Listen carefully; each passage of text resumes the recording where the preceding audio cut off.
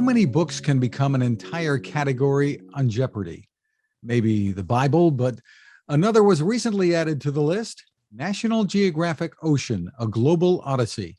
Welcome to Techstination. I'm Fred Fishkin, and joining us is the author, legendary oceanographer, explorer, author, and scientist, Dr. Sylvia Earle. It's wonderful to speak with you, Sylvia. Oh, great to be on board. Well, this is a magnificent book, and just like its title, very deep. Tell us about the importance of it being published at this time.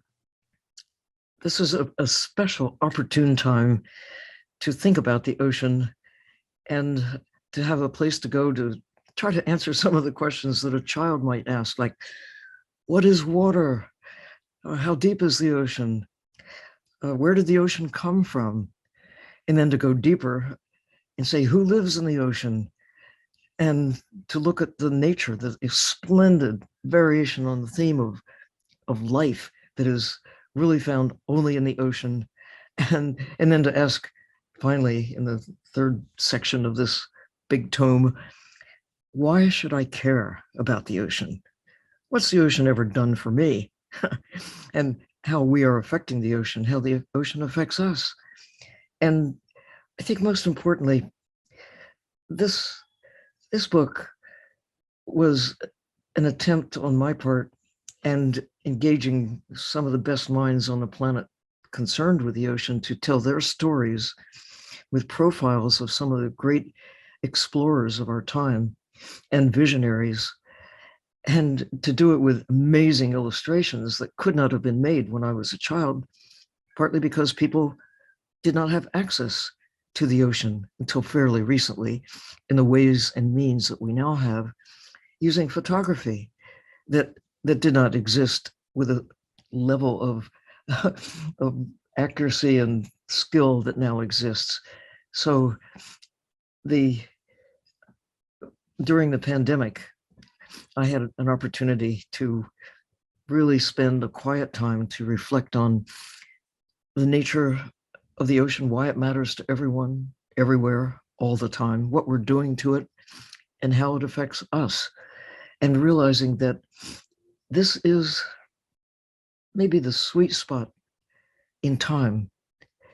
It's the ocean that drives the nature of life on Earth, makes our existence possible. And since the middle of the 20th century, when I first began exploring the ocean, we've literally learned more about the nature of the sea, about the ability to explore from the surface to the greatest depths, but to recognize, most importantly, the magnitude of our ignorance, what we don't know. We've only seen a tiny fraction, maybe 5% of the ocean. It's that three-dimensional aspect. We can see all of the surface. We've begun to map as much as 15% of the deep sea with the same accuracy that we have for the moon, Mars, Jupiter, and the terrestrial part of this planet. A lot left to do. But the fact that from where we were when I began exploring the ocean to where we are today, we've learned more than in all human history combined. This has been such an exhilarating time. You never know what you're going to hear about or read about or find yourself in terms of exploring the ocean. And then to couple that with a heartbreaking awareness, at the same time that we have learned more, we have lost more. So 90% of the sharks, the tunas, the swordfish, the cod, go across the big creatures that we think of as seafood. They're gone. We're really good at catching, killing, marketing these big wild animals. And it's really heartbreaking to realize that only about now are we beginning to realize the limits of what we can take out of the ocean and also what we could put in. The cause for hope that is laced with all of this despair we're seeing because of the level of global warming, the loss of diversity of life on Earth, the problems that are faced because of not just the changing temperature, but also the changing chemistry of the planet. But we know that we can take action. There are more whales today than when I was a child. Why? Well, starting in 1986, we stopped killing them commercially through an international agreement. There are more turtles in the ocean today than there were when I was a child. When I was a kid, you could buy turtle steak in the Florida Keys. You could freely go to a beach, and if the turtles were laying their eggs, no problem. You could take the eggs. Well, somehow we have come together globally to recognize that, yes, we could eat the last turtle egg and then they'd be gone. We could kill the last whale and then they'd be gone. There's a history of that. We're a great power to bring about extinction of life. But knowing that this is a living planet and that for us to not just thrive, but really to survive, we need all of the elements that together make Earth habitable. That why does all of this diversity of life matter?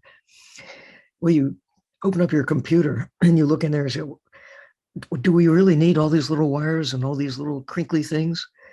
Can't we get rid of some of them? If we lose them, what difference will it make? Well, just try it. Take out a little piece at random and see what happens. I mean, you might get an image or information for a while, or you might not if you take out a critical piece. And we've been taking critical pieces out of the planet, reducing the number of birds significantly, clear-cutting forests, significantly losing this fabric of life on the land, and less obvious to most people, the fabric of life in the sea as well. But good news, here we are. We can still breathe. It's a little harder to breathe today than it was, 500 years ago, before we began putting stuff in the sky and taking the natural life support system and really, without knowing what we're doing, destroying much of that which generates oxygen and captures carbon on the land and in the sea. But the good news, and it happened at the COP26 conference that I attended about climate just recently, that nature really governs our existence. Embracing nature with care, with networks of protected areas, parks, and other systems on the land, and now attention and recognition of the importance of protecting the ocean, large areas of the ocean, really is coming into focus. Did you come away from the conference encouraged or discouraged? What did it accomplish? What didn't it accomplish?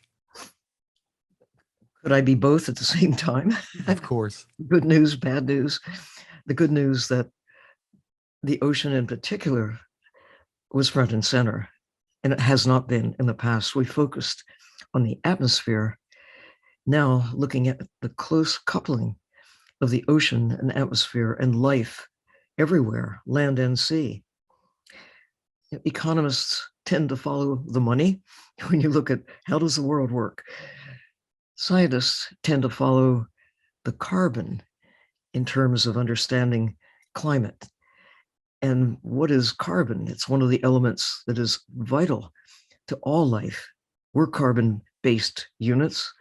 So are planktonic organisms, birds, all living things follow the carbon. Cut down the trees and you release the carbon into the atmosphere as carbon dioxide and methane. Burn a forest, similarly.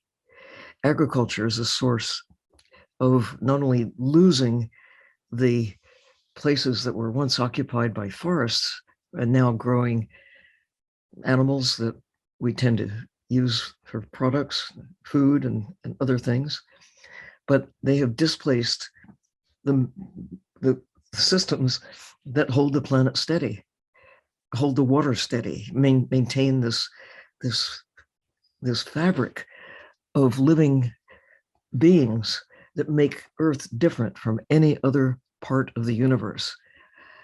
We have taken nature for granted on the land. You know, there was a time when killing birds on a commercial scale, taking ducks and geese by the truckload to market.